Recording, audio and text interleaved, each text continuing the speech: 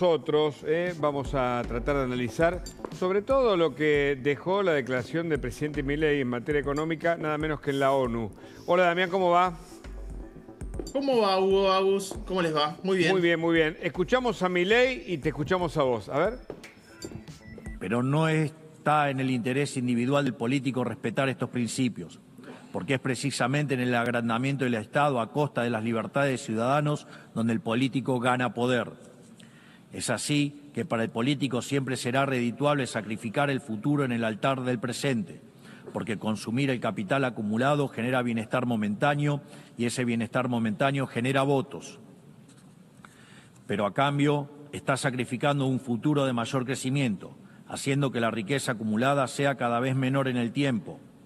La mayor manifestación de ello es aquellos países que muestran una orgía de aumento de gasto público, ya que el Estado no crea riqueza, sino que la roba, sino que la destruye.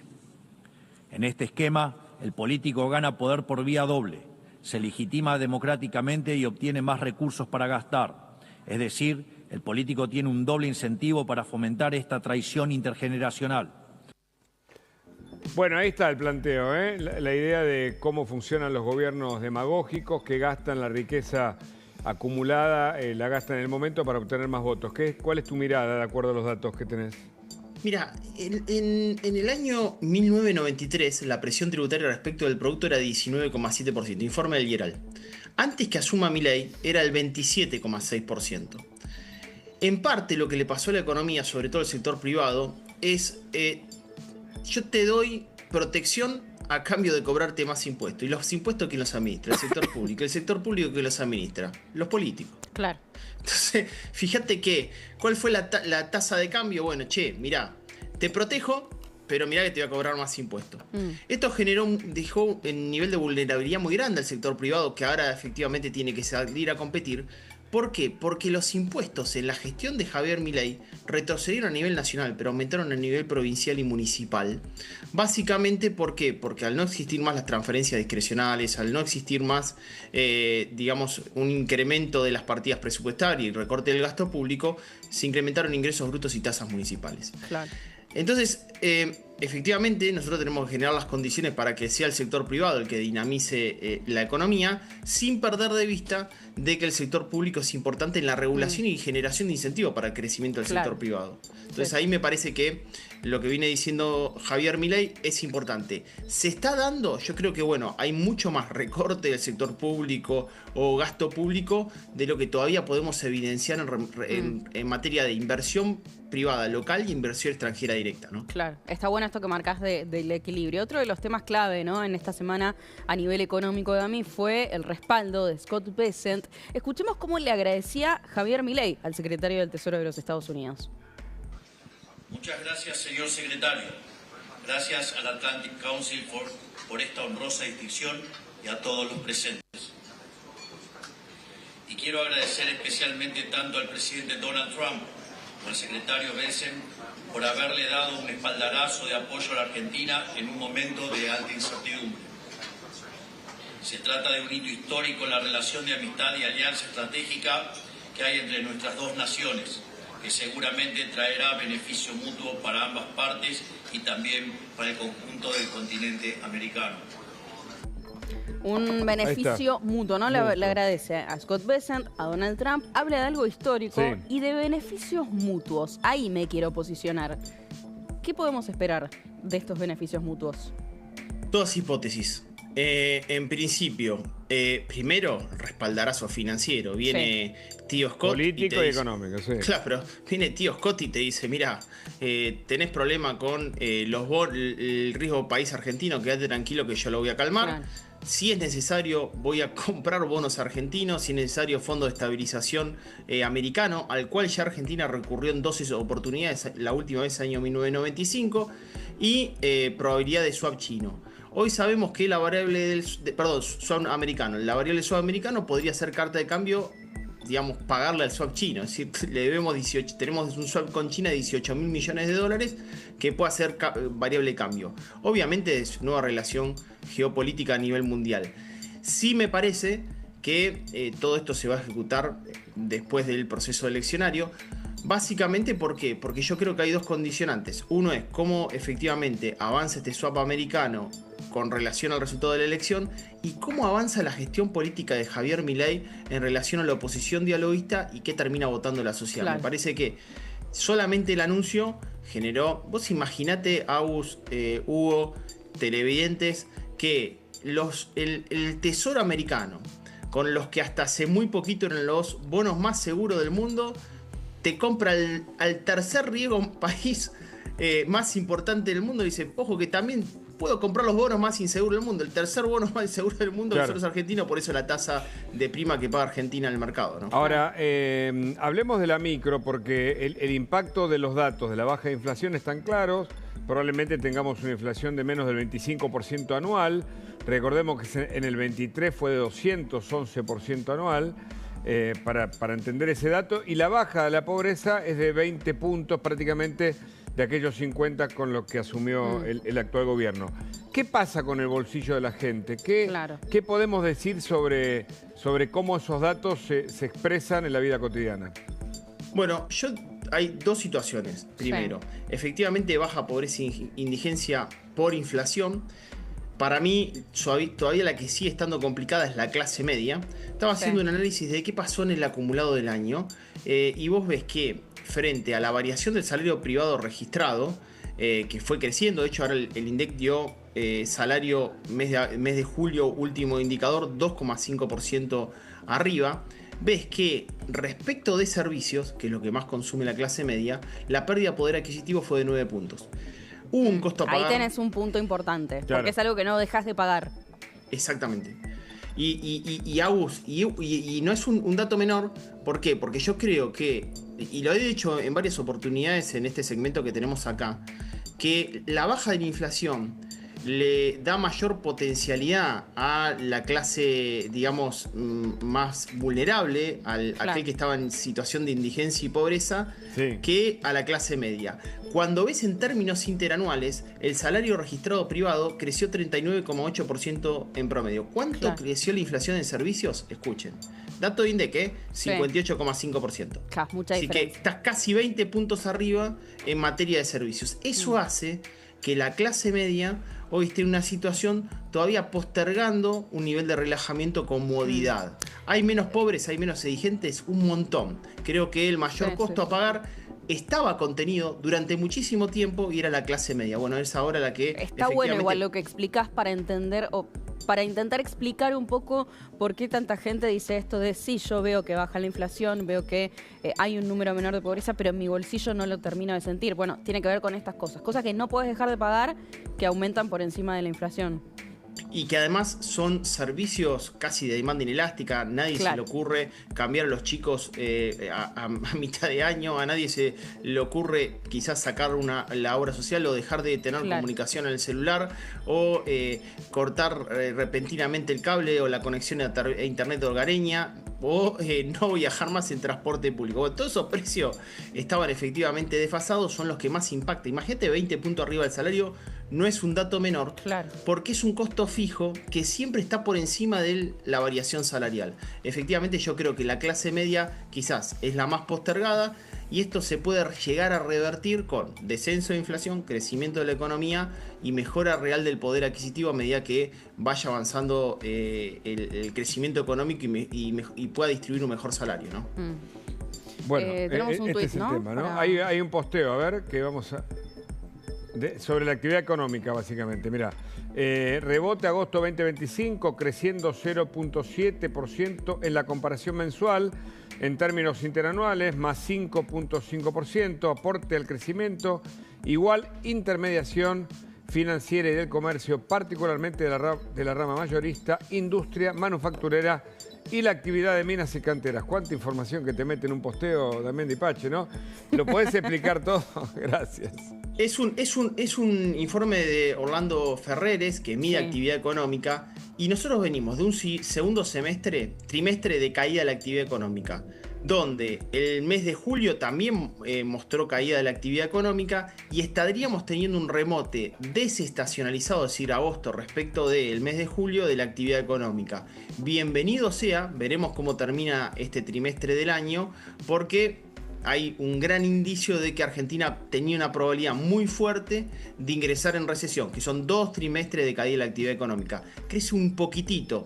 Quizás ahí lo que más está creciendo y por un lado es bueno y por el otro lado es preocupante es la intermediación financiera. ¿Qué pasó en el mes de agosto?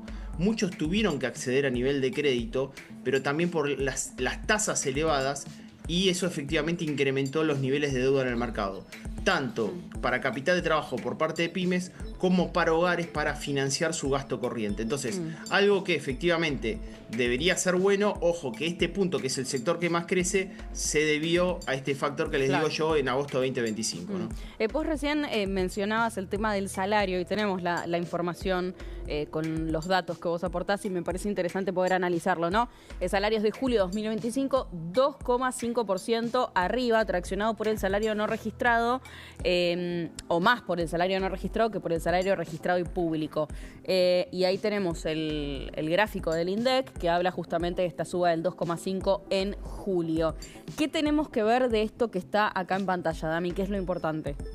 Bueno, que si vos mirás en términos interanuales, el más complicado efectivamente está siendo el salario público, ¿no? El salario público, fíjate que está creciendo en el acumulado del año, 2,3%. Sí, ahí el amarillito ahí del medio. El amarillito. Y efectivamente ves que el salario privado en términos totales crece 2,5%, variación interanual 53,2% en términos generales. ¿Pero por qué? Porque el que más crece es el salario privado no registrado. Cuento caso para que entiendan qué es salario privado no registrado. Hay recortes en el sector público, efectivamente hay menor nivel de empleo en el sector público porque recorte, por eficiencia administrativa, por lo que sea. Ganaba 800, te voy a decir un caso real, Dale. Ganaba una persona que me lleva en autos de economía de plataforma movilidad social, me lleva y me dice, mira, yo en el sector público me sacaron el año pasado, segundo semestre del 2024 ganaba 800.000 pesos. En el auto estoy ganando 1.200.000. Le tengo que meter pata, pero estoy ganando más que en el sector público. Hay mucho salario o ingreso de ese tipo, ¿no? Donde hay actividad independiente en forma autónoma que efectivamente ha generado una mejora en esa variación salarial. Fue mucho votante de Milei. Yo creo que el gobierno debería ver 2 sectores muy importantes que no debería descuidar: autónomos y monotributistas. Fueron muy votantes de Milei y, por ejemplo, a nivel impositivo, monotributistas creciendo y autónomos siempre reducidos con una asfixia tributaria muy grande. Tal vez por eso el presidente se refirió ahora en el comienzo de la feria de turismo aquí en Palermo, habló y señaló que la reforma laboral es indispensable, justamente, me parece que en relación, reforma tributaria también, en relación con esto que vos mencionás, ¿no?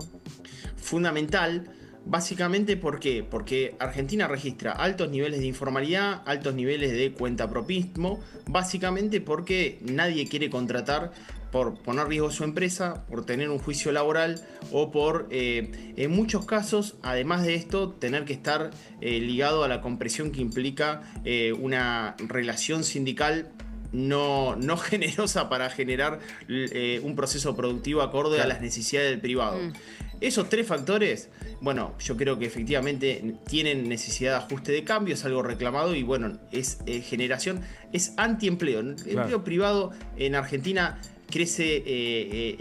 no crece en términos reales hace mucho tiempo, ¿no? Ahora le vamos a preguntar, Gisela Scaglia está con nosotros, vicegobernadora de Santa Fe, le vamos a preguntar cómo está esa situación particularmente en la provincia, así que en la provincia de Santa Fe. Totalmente. Tenemos, y quiero cerrar con esto, Dami, con tu reflexión respecto a lo que ocurrió justamente con el tema retenciones, ¿no? Acá lo estamos viendo, retenciones 0 por 48 horas. No fuimos del grupo de Rusia, Uzbekistán y Ucrania, que junto a la Argentina son los únicos países del mundo que cobran derecho a la exportación. Atención con esto. Si eliminásemos las retenciones, el productor va a sembrar hasta en la vereda de la casa y va a brindar con glifosato pero sin mezclarlo, aclara. Y quedamos, bueno, ahí, ¿no? Rusia tiene el impuesto variable sobre exportaciones de trigo, maíz y cebada, Ucrania derechos sobre la soja, Uzbekistán 30% sobre el trigo y, bueno, nos volvimos a sumar 48 horas después a ese selecto grupo. Bueno, primero, no fue, vieron que la crítica que hay por parte del productor local respecto de las liquidaciones de estas exportaciones, porque fueron a los grandes liquidadores de granos exportadores, a los exportadores más que beneficio al sector de la producción. Argentina merece, ojo con esto, ver cómo podría eliminar las retenciones y sustituir esa eliminación de las retenciones por generar incentivo para mayor nivel de producción y que esto se vea sustituido por IVA y ganancias. O sea, una producción debería generar, mayor nivel de producción debería generar mayor nivel de recaudación y sacar esta porquería de derecho a la exportación que no hace más que generar una falta de incentivos para la producción por parte del productor local, ¿no? Muchas gracias, Damián. Gracias, Dami, como siempre. Un placer, abrazo. Lo prometido es deuda, está la vicegobernadora de Santa Fe con nosotros. ¿Qué tal, Gisela? Bienvenida. Usted es politóloga, es licenciada y docente universitaria. Interesante conversar, ¿eh? Y mirar lo coyuntural, pero en este contexto también, ¿no? Bueno, por ejemplo, el tema campo. Sí, ¿qué mirada tiene? La escuchaba el otro día que usted decía que si sacáramos las retenciones, Argentina se dispara, vuela. Bueno, yo vengo de una familia de productores agropecuarios, pero además de una zona de agricultura y ganadería muy importante de nuestra provincia. Y obviamente el incentivo, si vos sacás retenciones, lo sabemos hacer nosotros, los productores, solos. O sea, no necesitamos nada más. Porque cuando vos no sacás la pata de encima, los productores y todos los que estamos involucrados en el campo, enseguida nos ponemos a producir más. Enseguida salen a comprar maquinaria agrícola o a invertir en lo que es nuestra industria, porque nosotros estamos muy anclados también a una industria que tiene que ver con la maquinaria. Y sobre todo a poner los recursos hasta en el desarrollo económico local, porque el campo también te hace eso, ¿no? Cuando un productor le va bien o una cosecha le va bien, después eso repercute en que uno venda una camioneta, el albañil mejor pueda pintar una casa, el otro ponga a mejorar. Se pone en marcha la economía. El tema es lo fiscal, ¿no? Que es lo que el gobierno dijo, bueno, tiene un costo fiscal, obviamente uno supone que eso en algún momento se puede superar, ¿no? Porque la retención no viene de toda la vida en la Argentina. No, pero hoy, esta semana, yo que vengo de recorrer algunas localidades de la provincia de Santa Fe que tienen un corazón productivo muy importante, las sensaciones de una estafa, ¿no? Muchos productores se sienten estafados porque no pudieron vender, básicamente. Por lo que ocurrió en esta semana puntualmente. Porque esta semana, digo, hubo una ilusión de pensar que, bueno, iba a haber un mes sin retenciones y que probablemente iba a haber una discusión para adelante de lo que significaba que no hubiera retenciones en la Argentina. Pero en 48 horas... las grandes cerealeras y muchas de ellas que no son capitales nacionales vendieron todo y las se que llevaron... tenían acopiado la materia prima. Sí, pero no le compraron nada al productor. No fueron a comprarle. Hoy un productor no vendió a retención cero. La soja que se vendió es una soja que ya el productor había vendido y ya le habían descontado las retenciones y ya las había pagado. Entonces, hay un grupo selecto que se llevó 1.500 millones de dólares. Y a mí me gustaría hacer una comparación de lo que son 1.500 millones de dólares. 1.500 millones de dólares es toda la obra pública que la provincia de Santa Fe está ejecutando este año. Puentes, tercera vía de autopista, acceso a puertos, 1.000 aulas, Hospital Regional de Rosario, Hospital de Rafaela, todo lo que tiene, Ruta 3, Mano Avellaneda, digo, para que tengan contexto de lo que son 1.500 millones de dólares. No es joda esto. Esta se la llevaron 4 vivos. Hablando del Estado y del rol que justamente en Santa Fe están actuando, incluso creo que